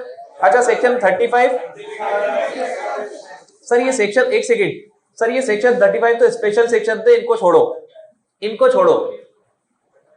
सेक्शन नंबर 36 आपने मुश्किल से कितने खर्चे पड़े होंगे? 8 या 10, मान लो 10-12 खर्चे आपने पढ़े, तो टोटल अभी तक कितने खर्चे आपके हो चुके हैं बेटा? 10-12 तो ये है, एक इधर जोड़ दो 13, 2 15 और 4 19। अब मुझे एक चीज बताइएगा ईमानदारी से, क्या आपको ऐसा लगता है कि बिजनेस में सिर्फ 19 खर्चे होते होंगे? क्या हजारों या लाखों टाइप के खर्चे हो सकते हैं बिजनेस में? अरे एक चीज आंसर करिएगा बच्चे, प्लीज फोकस करिएगा, बहुत प्लीज फोकस करिएगा। आप मुझे बताओ अभी तक बेटा क्या आपने कभी सैलरी नाम के खर्चे की बात की? सब लोग प्लीज फोकस करेंगे बेटा, मैं आपको बता रहा हूं, ये जो चीज मैं आपको बता रहा हूं ये बहुत काम की है आपके। मैं आपसे क्या बोल रहा हूं, अभी तक जितने भी आपने सेक्शन पढ़े, क्या आपने सैलरी नाम के खर्चे की बात की? आपका क्या एक्सपीरियंस है? डिडक्शन मिलना चाहिए या नहीं मिलना चाहिए? पक्का मिलना चाहिए। अच्छा, आपने किसी को कमीशन पे करा? अभी तक क्या आपने बात करी है? नहीं। अच्छा, आपने ट्रेवलिंग करी है? ध्यान से सुनिए, ट्रेवलिंग करिए बेटा बिजनेस पर्पस के लिए, मिलना चाहिए, यस और नो? मैं आपको बताएं क्या बताना चाह रहा हूं, आपने सिर्फ अभी लिमिटेड खर्चे पढ़े और आपका जो मेन सेक्शन है खर्चों का वो है सेक्शन नंबर 37। और सेक्शन नंबर 37 बताएं, सिंपल सी बात आपको बताने वाला है, सबसे इजी सेक्शन है, सबसे इजी एंड सबसे ज्यादा इंपॉर्टेंट सेक्शन, सेक्शन नंबर 37। आपको सिंपल सी बात पता है क्या बताएगा? कोई भी खर्चा बेटा अगर 3 कंडीशन सेटिस्फाई कर दे, सेक्शन 37 किसी खर्चे के नाम ही नहीं ले रहा है। ध्यान से सुन लीजिए सब लोग, सेक्शन 37 किसी भी खर्चे का नाम नहीं लेगा। सेक्शन 37 सिर्फ आपको क्राइटेरिया बता रहे हैं कि कोई भी खर्चा अगर 3 कंडीशन सेटिस्फाई कर दे तो आप उसका डिडक्शन ले लेना। प्लीज फोकस करिएगा। सबसे पहली कंडीशन पता है क्या होता है कि that expense must be related to business profession. अगर आपका खर्चा बिजनेस प्रोफेशन से रिलेटेड है तो ही आप आगे की 2 कंडीशन और चेक कर लो। पहली चीज क्या बोला है, आपका खर्चा कैसा होना चाहिए बेटा, बिजनेस प्रोफेशन से रिलेटेड। सेकंड बोल रहा है आपका खर्चा लीगल होना चाहिए। आपका खर्चा क्या होना चाहिए बेटा, लीगल होना चाहिए। पता चल रहा है आप किसी ऑफिस गए हो सरकारी, आपने कुछ रिश्वत दी और उसका डिडक्शन आप पीडीबीपी में क्लेम कर रहे हो, क्या वो लीगल चीज है? नहीं। अरे यस और नो, आप किसी को रिश्वत दे रहे हो, क्या उसका डिडक्शन मिलना चाहिए टू रिश्वत अकाउंट? तो बेटा देखिए सेक्शन 37 क्या बोला है, कोई भी खर्चे का डिडक्शन दूंगा, लेकिन पहली चीज क्या होना चाहिए, वो बिजनेस प्रोफेशन से रिलेटेड। सेकंड वो होना चाहिए लीगल। तीसरा बेटा वो होना चाहिए रेवेन्यू। तीसरा बेटा वो क्या होना चाहिए यार, रेवेन्यू। तो सेक्शन 37 की 3 कंडीशन प्लीज एक बार फोकस के साथ मुझे बताइए। सेक्शन नंबर 37 की 3 कंडीशन क्या क्या है? बिजनेस प्रोफेशन से रिलेटेड होना चाहिए, लीगल होना चाहिए और रेवेन्यू नेचर होना चाहिए। मतलब पता है क्या है, सेक्शन 37 बोल रहा है कि कैपिटल एक्सपेंडिचर का डिडक्शन नहीं दूंगा। और क्या वो सही बात भी है? क्योंकि कैपिटल एक्सपेंडिचर में आपको क्या मिलने वाला है, डेप्रिसिएशन अंडर सेक्शन नंबर 32। अच्छा ये बोला है लीगल खर्चों का डिडक्शन दूंगा, इलीगल का नहीं दूंगा। आपको पता है ना इलीगल खर्चे करना भी तो इलीगल है ना। अरे आप बेटा पुलिस वाले को, अगर पुलिस वाले ने आपको पकड़ लिया, आपने उसको 100 रुपए दे दिए और आप छूट के आ गए तो बेटा वो इलीगल होता है। आपको पता है आप इलीगल कुछ काम कर रहे हो तो क्या इलीगल काम पे आपको शाबाशी मिलना चाहिए, आपको बेनिफिट मिलना चाहिए, उल्टा आपको पकड़ना चाहिए वहां पर। तो बेटा इसीलिए देखिए क्या लिखा है सेक्शन नंबर 37। कल अपन कंटिन्यू करेंगे इसको कि किसी भी खर्चे का डिडक्शन मिलेगा अगर वो किससे रिलेटेड होगा, बिजनेस प्रोफेशन, लीगल और रेवेन्यू, 3 कंडीशन के साथ। कल सेक्शन 37 अपन स्टार्ट करेंगे, बहुत शानदार सेक्शन है, मजा आ जाएगा। और लास्ट सेक्शन है डिडक्शन का। इसी तरह के इन्फॉर्मेटिव वीडियोस देखने के लिए हमारे चैनल को सब्सक्राइब करें और लेटेस्ट वीडियोस को सबसे पहले देखने के लिए बेल आइकॉन को हिट करें। साथ ही लाइक और शेयर करना ना भूलें। APT educating India.